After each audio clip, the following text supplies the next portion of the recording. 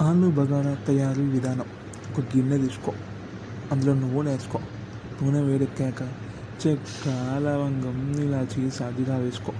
అలా అలా ఆ గరిటెతో తిప్పు. తిప్పాక ఒక ఆనియన్ వేసుకో. అలా అలా తిప్పు.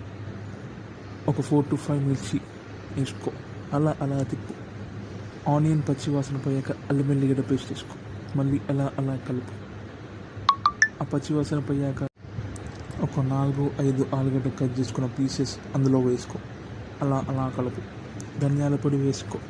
అలా అలా కలుపు. గరం మసాలా వేసుకో. అలా అలా కలుపు. దాని తర్వాత కొంచెం ఉప్పు వేసుకో. అలా అలా కలుపు.